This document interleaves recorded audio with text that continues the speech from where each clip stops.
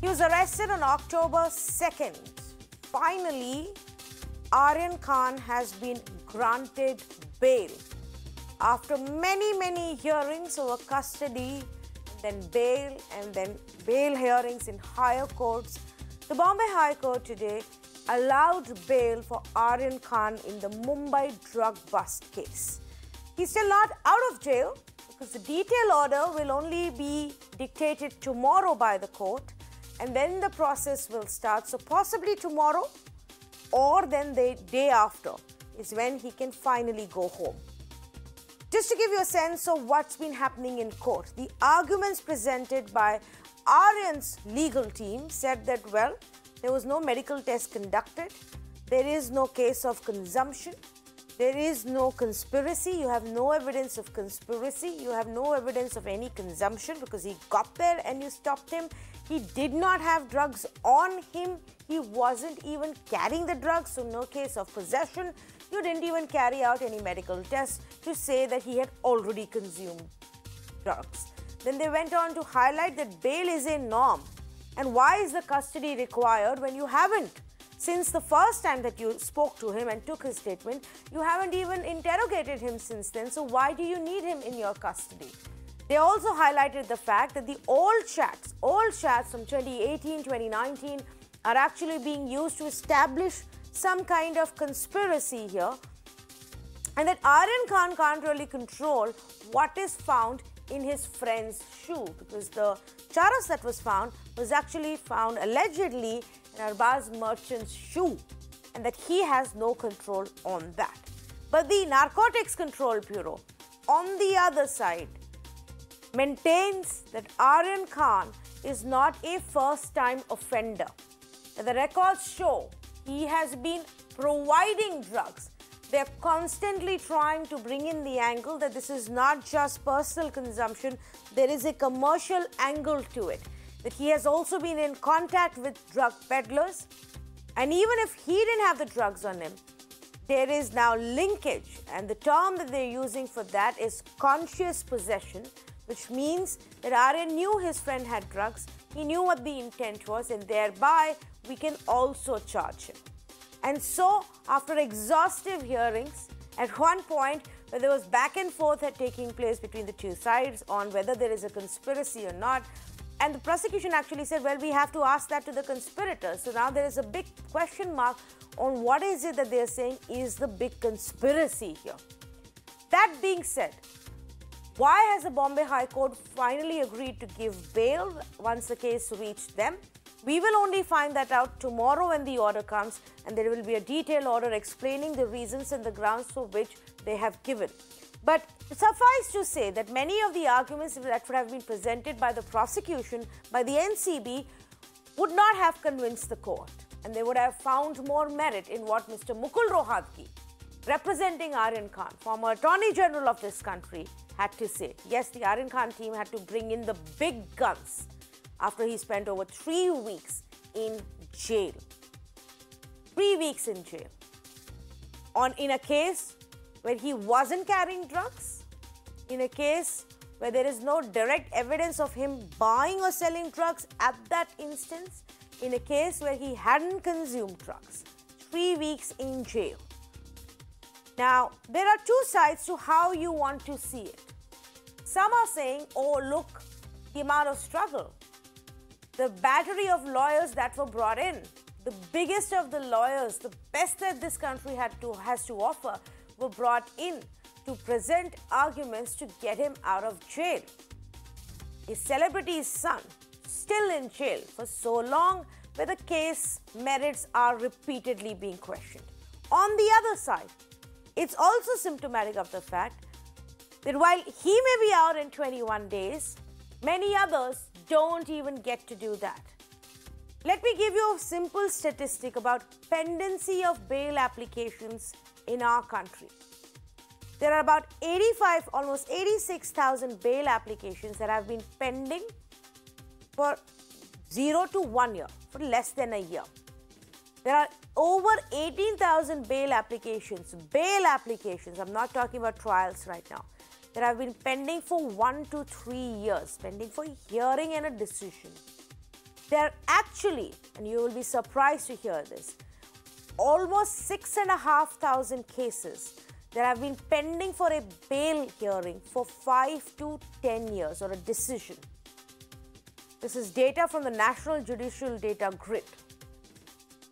So it's actually symptomatic of a larger problem where it takes so long for people to be heard, where our judiciary is so overburdened that it takes them so long to pick up some of these cases and then give a judgment. Put that in perspective here, and the argument may change then. I say good evening to the panelists who are joining us right now. B.V. Kumar, former DG of NCB, Kailash Vasudev, senior advocate with the Supreme Court, Deshratan Nigam, lawyer with the Supreme Court, Mrinalini Deshmukh, legal activist, Geeta Luthra, also senior advocate with the Supreme Court, joining me this evening. Let me actually start off with with Mr. Kumar on the arguments that have been made, and repeatedly what Aryan's team says, Mr. Kumar, that you didn't find drugs on him, there was no consumption, there is no evidence of commercial activity, and you didn't even conduct a medical test. You have no questions to ask him. Then why is he still in jail? What do you think then of the NCB's case? I have mentioned in the earlier program also that right from the stage one of the whole case started, a number of lapses were done by the Narcotics Control Bureau, the regional office at Bombay. For example, at the ship, when these people were apprehended and were being brought, they should have searched their cabins. They should have searched also the event manager or his representative's cabin. They should have also detained the ship for a little while to check up whether anywhere else the drugs are concealed. That was not done. And the ship was allowed to go immediately, and these accused were brought to the office, and they were escorted by a very doubtful type of witnesses. Two of them, one Gosavi and Bhanusali, whose credentials are very, very suspicious, and they do not have a proper record, and one of them at least has a criminal record. Normally, a witness is supposed to be from a respectable person, and he's supposed to witness what is happening and not drag the accused into the NCB office. That's not done. That was totally improper. And if I don't know whether they were doing on their own or it was at the instance of the NCB officers. The other mistake is, one of them, I think Bhanusali, he declares himself as an informer. Nobody who claims to be an informer will disclose himself. In fact, when a information is given, it is recorded and only his thumb impression is taken and it's kept in a sealed cover. The information is not secret, but the identity of the informer is confidential and not supposed to be leaked. The Evidence Act protects the informer. And here, this is a person, he declares himself as informer. And any informer who discloses himself, his life is at risk. He can be shot dead. It has happened in many cases in the past. So the starting point itself, there were a lot of troubles in the whole investigation. Subsequently, when the statements are being recorded, they ought to have checked up the entire evidence which was available, either in the baggage of the persons or in the WhatsApp chats or any communications which they had. And instead of calling only one Ananya, they should have found out whether they have communications with other persons. They did apprehend others also, for example, the event managers, directors, and some others. But then what evidence has not been placed before the Honorable High Court. Of course, at the bail stage, all this is not required. But prima facie, whether there's a case to detain the person longer than is necessary. If it is only a case of consumption, Section 64A would come into play, and they ought to be given bail after the public prosecutor is given an opportunity to find out whether there's a reasonable case to detain a person longer than necessary. The court has full liberty to come to a conclusion saying that, look, he is only a drug addict and he should be referred to an institution for treatment and rehabilitation. That's what the law provides. The law is very sympathetic towards drug abusers. It's only against the drug traffickers, the law is very severe and even to the extent of being draconian. That's how the law is. But in this case, unfortunately, the right provisions were not invoked in the beginning, and even the Defense also at the first stage went to the wrong magistrate, who is only a remand magistrate. Then they should have led this evidence before the NDPS special court. This was not done. And of course, the NDPS court, for its own reasons, have not given the bail based upon Shouvik Chakravarti's case. That's a different matter. And here, even after 19 or 20 days, the NCB could not place sustainable evidence before the Honorable High Court of Bombay. And the High Court has exercised its extraordinary jurisdiction to set at liberty all these people, but with 13 conditions, which normally are the rule, which even the Supreme Court has laid down. That's how it is. Yes. And of course, a lot more about, what the High Court found merit in and what were their grounds, we'll only find out tomorrow once the order is actually given. So let's get to the larger point then. And Mr. Kailash Vasudev, like Mr. B.V. Kumar, you've been on many of these conversations in the last few days. Let me now ask you, how do you see this in context of a larger picture? Many are also citing the kind of data I did today about the thousands of pending bail applications, for those who don't get a hearing on time, those who may not have a battery of lawyers fighting for them and deep pockets to finance that. But others are also saying that even in this case, where we don't see much merit, he still ended up being in jail for these many days. Good evening. Yes, the delays in disposal of bail applications and connected proceedings have become a matter of concern. Bail is a matter which should not take so much time, because you have to prima facie look at 4 essential tests: whether the accused persons will be available for trial, whether they will tamper with evidence, whether they will be avoiding the proceedings, and the 4th test, of course, is the roots in society. Trial is a different matter. Let us not confuse the two. If you're going to look at bail, the parameters are fixed. Sections 438, 439 of the Criminal Procedure Code, the principles apply to the NDPS Act. Personally speaking, I'm unable to understand why disposal of bail applications is taking so much time. And we're getting orders running into hundreds of pages, 67, 80 printed pages, 200 unprinted pages, and the granting of a bail. The judge is supposed to see the conditions, whether the man will be available for trial, what are his antecedents, and what is his situation. Anything beyond that is of no consequence in a bail petition. Gravity of the offense, the nature of the offense, all those are matters of investigation, trial, and proceedings. Unfortunately, today, we bring in issues into bail which are not relevant. In this case, all sorts of allegations have been made, all sorts of imputations have been made, but those are not matters of bail, they're matters of trial.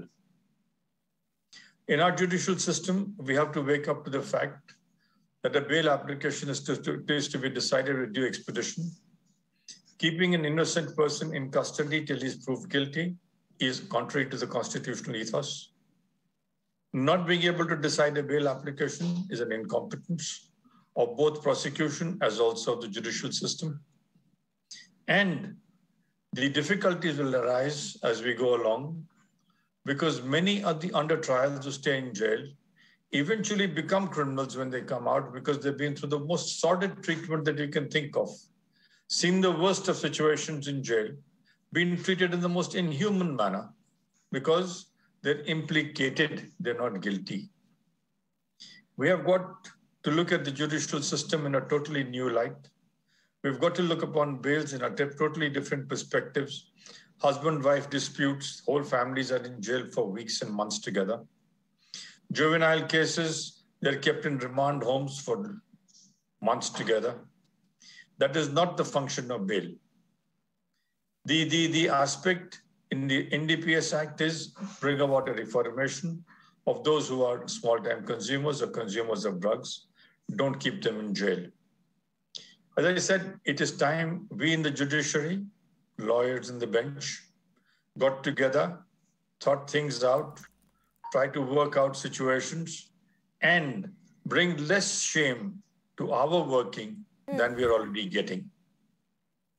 one very interesting point that you raised, Mr. Vasudev, and let me bring in Geeta Luthra on that. Do you agree that a lot of issues are perhaps now being considered at the bail stage, which are not required to get into, and which is perhaps adding to the overall burden? Yes, I agree with this. So the issues, firstly, the NDPS was always treated as, along with the prevention of money laundering, terrorist crime, as a special matter where considerations of bail were different. Now, this is something which is actually offensive and is against the right to freedom of liberty of body and person. Now, having said that, in a judgment in the Supreme Court, I think 2018 in Nikesh Tarachand Shah, the Supreme Court said that this kind of changing or putting on its head the onus of proof in bail matters cannot be permissible. Having said that, nobody seems to be having regard to that judgment of the Supreme Court. Now, unfortunately, and the figures that you said, Tanvi, are so real and so unfortunate. Identical case, except that it was slightly worse because there was consumption on a party. In Ragini's case, Supreme Court gave bail after 150 days, and it was only when the Supreme Court stepped in. Now, that should have showed the way. And the High Court judge, the single judge, had in identical circumstances where the person had about 400 odd grams of charas, had granted bail. Now here we cannot, I don't even understand the NCB's argument that there's conscious possession. When there is no possession, how can there be conscious possession? And the example that was given was, you know, you see the diggy of a car, you see a car, you're driving that car. Maybe the imputation can be made conscious possession. It's something on your person. It can be conscious possession. The greater the punishment, the greater has to be the test. But in cases of bail, when a person has no quantity, forget non-commercial quantity, forget a consumer, in this case, you're not even shown him to be a consumer. You have no question of any statement made by him because it's not admissible. I think the courts have to sit up and they have to ensure that there are thousands of such cases languishing in jails, whether under NDPS, whether under various other offenses. Bail has to be the norm. And even though Arnesh Kumar says under 7 years normally, it's so often disobeyed. Supreme Court in one case imposed a fine, but that one case doesn't seem to set an example that the prosecution should not do that. Can a prosecution take a person in custody and then say, I'm collecting evidence as if it's at their whim and fancy? So until we have punishment and damages for wrongful arrest, when a person is to be acquitted, and when that is realized, is when people will start prosecution and the state will stop arresting at the drop of a hat without any evidence. But can a prosecution take accused in custody when they're saying they're still collecting the evidence, they don't have that, or say, well, we feel there is a conspiracy, Mr. Deshratan Nigam, but we need to ask the conspirators about that? Tanvi, in fact, I by and large agree with the panel, which is rarely a case. I thought you would tonight, though, on this issue, yes. Because the larger issues. Yes, absolutely. And Mr. Vasudev and Ms. Luthra and Mr. Kumar all have made very relevant points here. And although for such kind of, heinous crimes, the law has been brought in because the issues are very serious. This is not about Aryan Khan. This is not about Shah Rukh Khan. True. This was about personal liberty, one, and the drug menace that India is facing, which has taken serious proportions. And such kind of laws exist even in the world. We have a French system, exactly the same, where you are guilty till proven innocence. But however, there they have a check and balance system between a trial judge and the defense and prosecution lawyers. There is a prosecution judge, an independent person who appreciates the evidence and then assists the court. That kind of system is not prevalent in India because that dictum and the principle has been brought in, but without those checks and balances. So you require an independent mechanism in between the lawyers and the trial judge, or whoever the judge is, even hearing a bail, to have an independent opinion to assist the court, so that such kind of cases can be taken care of before even they go to the court. So that kind of check and balance does not exist here, and that kind of a reform, I think, is required in India as well. And I'm not going into the merits or demerits of the case as of now, because I would like to wait and see how the order goes and what are the contentions. The only issue arises here, what are the bail conditions that will be imposed, although one can name them also, so that the tampering of evidence does not take place, investigation is not influenced, witnesses are not influenced, or other aspects. How does this bail, because there could be some very stringent bail conditions in order to meet the ends of justice, so that investigation goes on properly and a fair trial is conducted. Okay, Mrinalini Deshmukh, thank you for patiently waiting. You've heard everybody's view. Go ahead, please. I have heard that these are all legal stalwarts, especially their authority in the criminal law cannot be questioned, and of course their sort of experience also. So I do not really want to talk about whether the bail should have been granted, should not have been granted. This case is a very typical case because there is a vilification done because he's a celebrity's son, and there is also now that there is a bail which is given to a celebrity's son.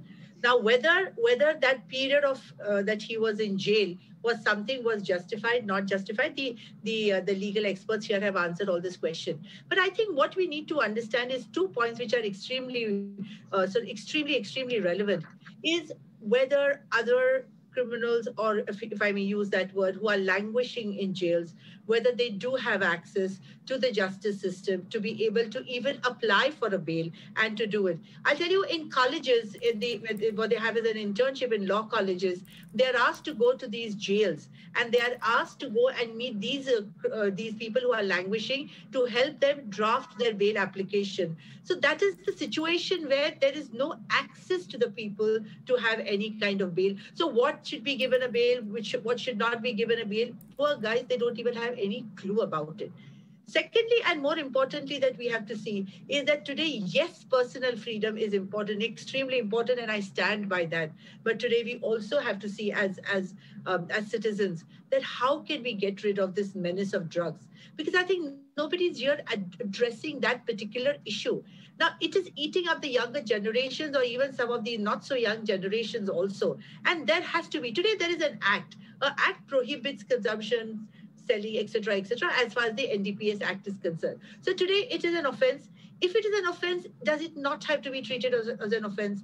I'm a husband, I beat up my wife. Is it not an offense under the Domestic Violence Act? Should I not be treated in that manner? Yes, the discussions regarding the bail, how long is it required? Secondly, what is important is, I don't know, but I think Geeta or others on the panel will be able to say that they should have some time frame given for the custodial interrogation.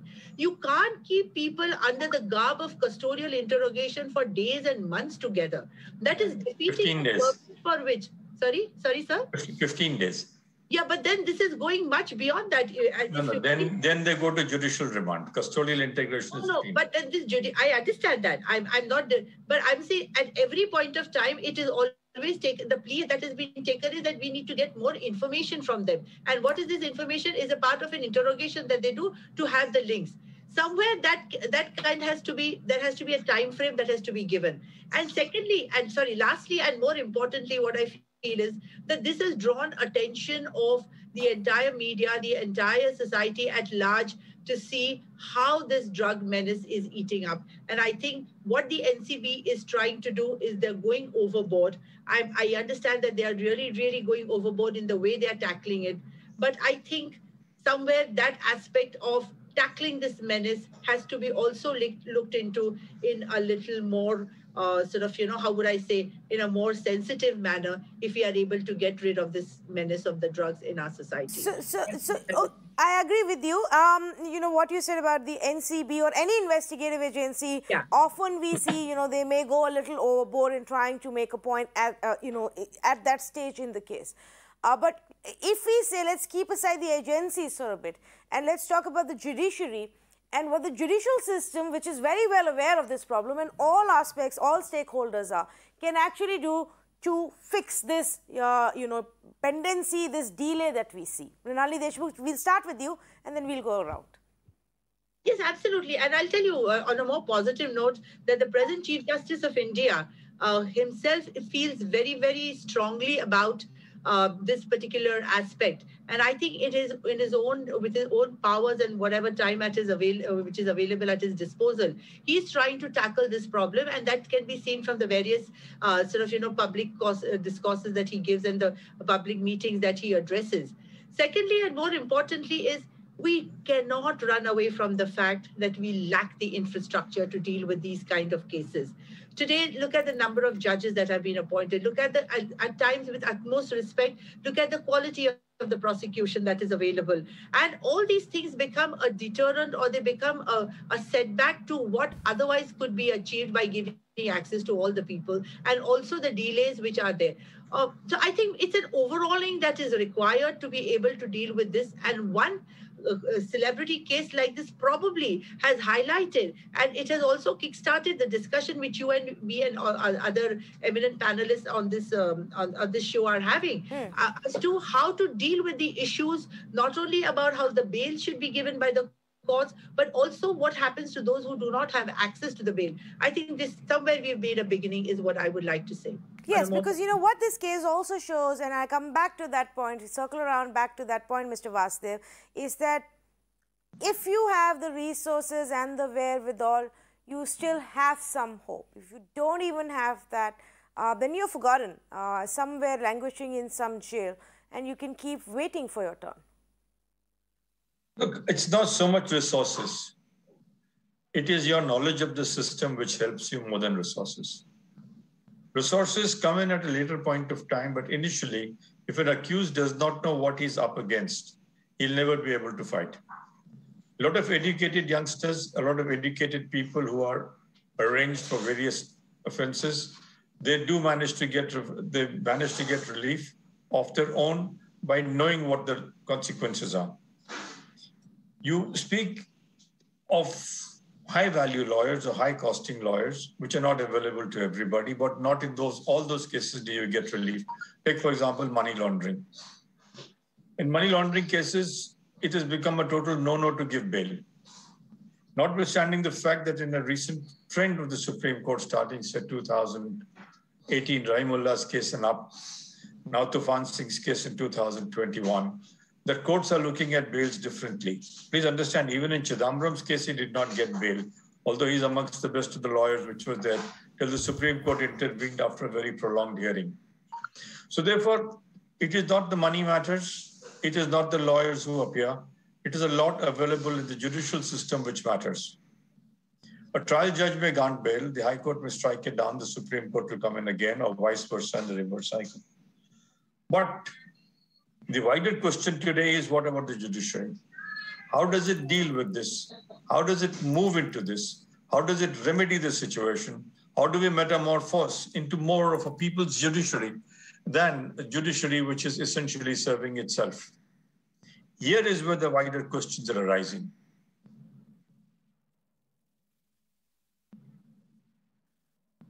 I think there's a bit of a problem with the feed that has frozen right now.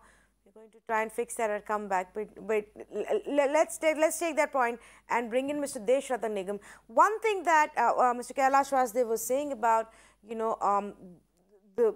having the knowledge of how the system works.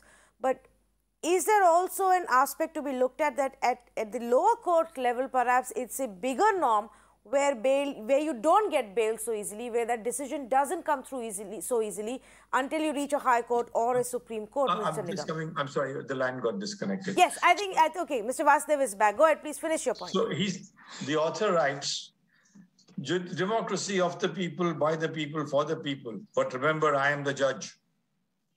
So all your democratic principles, all the substratums of society, all the constitutional norms, when they come within the purview of judicial review, you're dealing with an individual who may be right, who may be wrong, but he is going to be deciding it all by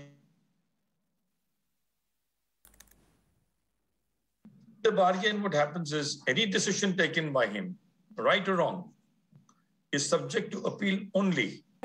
But the damage is caused when he takes the first decision or his first judgment. You may be able to find restitution and rectification for yourself as you go along. But the damage at the initial levels is very serious. Because now look at these youngsters, 3 of them, custody for almost a month. I mean, what are they going to go out? What are their friends going to say? What is society going to talk about them? Drug peddlers? You've certified them on a very different platform. You may rejoice in the fact that they've got bail, but please understand, you've still got the trial. Yes, and the half the country, not just their friends, half the country would probably call them that, and the other half would support them. That's how it has become, and these things play on the minds of youngsters, of course. But the point that you made, Mr. Vasudev, Chidambaram also had to wait all the way up to the Supreme Court for his bail to take place. Mr. Nigam, and I'm not getting into individual cases and their merits, but is there also a problem about how lower courts view the bail hearings? The lower courts... That's a very, very relevant question, Tanvi, and we as lawyers know, and I have talked to a number of district court judges, and I'm saying this with a sense of responsibility, that they say there is a kind of an unwritten code that district court should not give bail. That's right. You're right. And that comes from the High Court, this kind of unwritten code. And I'm saying with this sense of responsibility, and I'm not taking anybody's name out here. And therefore, instead of making the judiciary at the lowest level the strongest, it has become the weakest. It has to be at the same footing as the High Court and the Supreme Court in terms of infrastructure, quality, prosecution, everything. And if you look at this judicial systems abroad, say for in US, the district courts are very, very strong. And the kind of powers they wield, both in theory and in practice, is phenomenal, which is lacking in India. And therefore, this kind of a reform has to come in India as well. Now, secondly, if I was an investigating agency, my first role, as I would do, is not to arrest a person. Just to keep a surveillance on the person. If he's committing the first crime, see if there is a larger picture involved. Keep a surveillance, collect evidence, and make a watertight case. The moment you arrest a person, you've killed the entire chain, and you've also killed the collection of evidence which you could have gathered. So ultimately, investigation has to be very, very sensitive.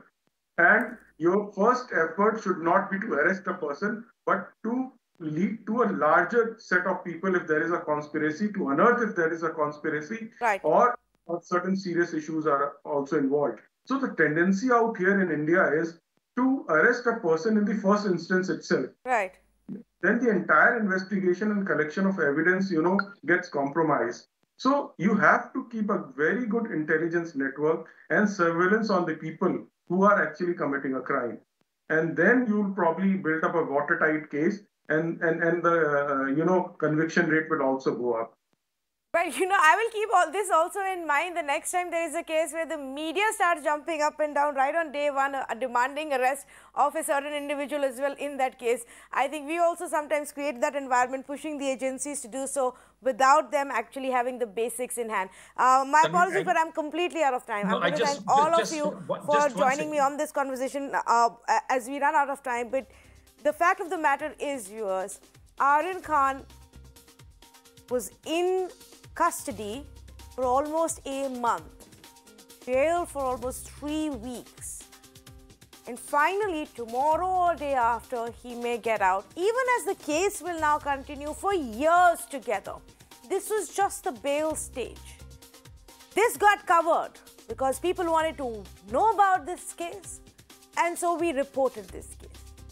Thousands of other cases that nobody cares about, nobody hears about, continue to languish in the same way, worse way. And I gave you those statistics of how bail applications have been pending for years together. 5 years, 7 years, the bail application is still pending before courts. To me, that is a bigger problem. And so tonight I took the opportunity to, while talking about Aryan Khan, since everybody wants to know about him and his case, to also bring out this statistic to you and tell you that there is a larger issue that at some point our governments and the judiciary need to look at and find out what the solution is. Thank you for joining us.